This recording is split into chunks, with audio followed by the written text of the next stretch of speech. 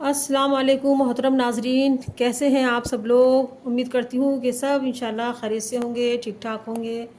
الحمدللہ میں بھی خیریت سے ہوں۔ 2-4 روز سے میں آپ لوگوں سے مخاطب نہیں ہوئی تھی، کوئی میں نے ولاگ وغیرہ بھی نہیں بنایا تھا، کچھ پرسنل وجوہات کی بنا پر میں نہیں آ سکی۔ آپ لوگ تو جانتے ہی ہیں میری روٹین کے بارے میں، کافی بزی ہو جاتی ہوں، کچھ طبیعت بھی ناساز تھی، اس لیے میں کچھ نہیں کر سکی تھی۔ لیکن آج کا ولاگ میں تھوڑا ہٹ کے بناتی ہوں، تھوڑا مختلف رہے گا، امید ہے کہ آپ لوگوں کو پسند آئے گا۔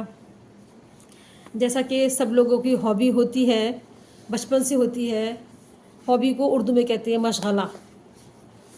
ہم چھوٹے تھے بچپن میں تو میرا محبوب مشغلہ یعنی کہ میرا فیوریٹ کام، یہ فیوریٹ ہابی کیا ہے، اس طرح سے ایک مضمون بھی لکھنے کے لیے آیا کرتا تھا۔ تو ہماری ہابی رہی ہے الحمدللہ، میری اور میری سبھی بہنوں کی ماشاءاللہ، ہمیشہ سے شادی سے پہلے سے بھی ہم لوگ فری ٹائم میں ہم کتابوں کا مطالعہ کرتے تھے۔ اسلامی کتابیں ہمارے گھر میں الحمدللہ بہت ہوا کرتی تھی، کیونکہ ہمارے والد صاحب اسلامی ذہن سے بہت زیادہ تب اسلامی کتابوں سے متاثر تھے، اسلامی کتابیں پڑھا کرتے تھے اور اپنی بچیوں کو اسلامی کتابوں کا ہی مطالعہ کرنے کے لیے کہا کرتے تھے، کیونکہ الحمدللہ ہمارے والد صاحب نے بھی اسلامی تعلیم پائی تھی اور الحمدللہ ہم لوگوں کو بھی اسلامی تعلیم سے ہی آراستہ کیا انہوں نے۔ الحمدللہ اللہ تعالیٰ کا شکر ہے، اور ہمارے ابو کی مہربانی جو اللہ تعالیٰ نے توفیق دی اور ہمارے ابو نے ہمیں اسلامی تعلیم دلائی۔ یہ الگ بات ہے کہ ہم اس پہ پوری طرح سے عمل نہیں کر پاتے ہیں، اللہ میں معاف فرمائے۔ تو ایک بہت اچھی سی اسلامک ڈائجسٹ جو کہ رامپور یو پی، انڈیا میں جو ہے رامپور یو پی میں ہے، وہاں سے یہ ڈائجسٹ نکلا کرتا تھا، یہ کیمرے میں آپ کو الٹا نظر آ رہا ہے، اس کا نام ماہنامہ بطول ہوا کرتا تھا۔ اور بھی بہت ساری کتابیں وہاں چھپا کرتی تھیں، چھوٹے بچوں کے لیے بھی، اور بہت ساری چیزیں۔ اب تو کافی پرانی بات ہو گئی، اب یہ سب سسٹم بند ہو گیا۔ اب جب سے یہ نیٹ کا سسٹم آیا ہے، سوشل میڈیا، تو ہر کوئی ان پہ بزی ہو گیا، کتابیں پڑھنا کوئی پسند بھی نہیں کرتا۔ لیکن ماشاءاللہ ہم پرانے لوگ جنہوں نے اپنا بچپن کتابیں پڑھ پڑھ کے گزارا ہے، آج بھی ہمیں کتابوں سے اتنی ہی محبت ہے۔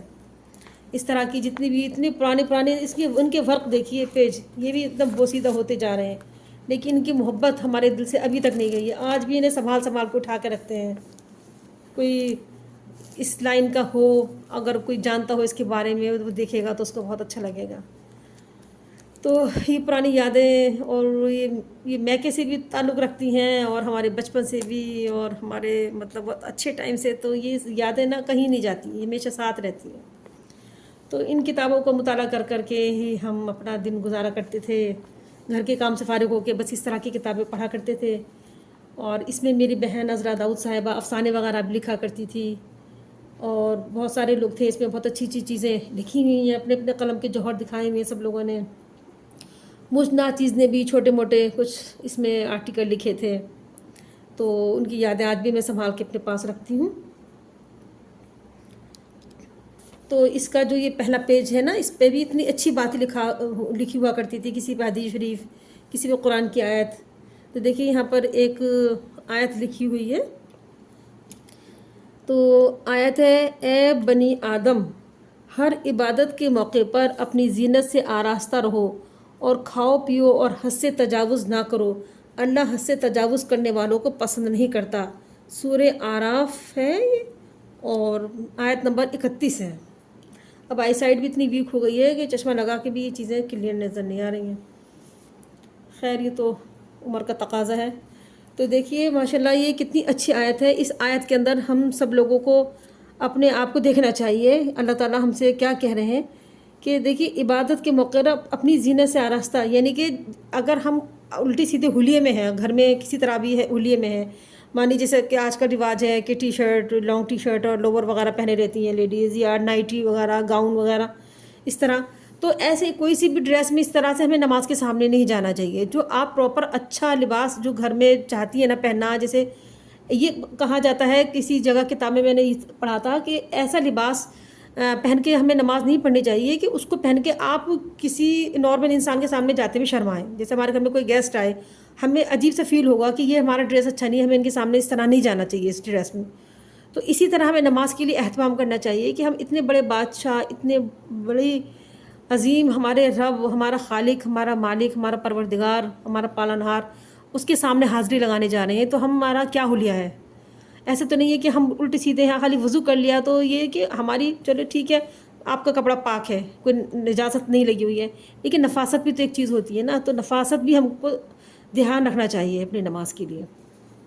ایک بات تو یہ بات بتائی گئی ہے اس میں، دوسری بات بتائی گئی ہے اس آیت میں کہ کھاؤ پیو اور حد سے تجاوز نہ کرو، یعنی کہ اچھے سے اچھا کھاؤ بھی پیو بھی، اللہ نے جو آپ کو نعمتیں دی ہیں ان سے آپ بہراور ہوئیے، لیکن اسراف نہ کیجیے۔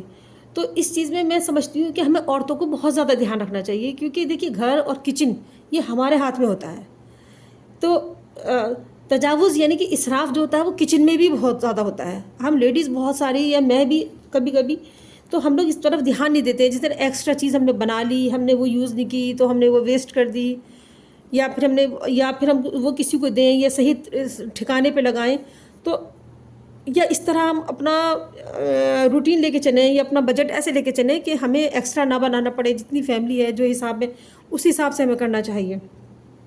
تو کھانے پینے میں بھی اسراف نہیں کرنا چاہیے، اور اسی طرح جس طرح کہ آئے دن ہم نئے نئے لباس بناتے رہیں یا پھر ان کو صحیح طرح سے استعمال نہ کریں، تو یہ بھی ہمارے بے جا اسراف میں آئے گا، فضول خرچی میں آئے گا، کیونکہ اللہ تعالیٰ فضول خرچوں کو بالکل پسند نہیں کرتے۔ اللہ نے یہ تو کہا ہے کہ آپ جیسے ہو ویسے نظر آؤ، صاف ستھرے نظر آؤ، اچھی طرح سے رہو، لیکن فضول خرچی نہیں کرنا چاہیے۔ اس لیے اپنے بچوں کو اور ہمیں سب لوگوں کو اس بات کا دھیان رکھنا چاہیے۔ اللہ تعالیٰ ہم سب کو ہدایت دے، نیکی کی توفیق دے۔ بس آج کے بلاگ میں اتنا ہی میں بتانا چاہتی تھی۔ اللہ حافظ۔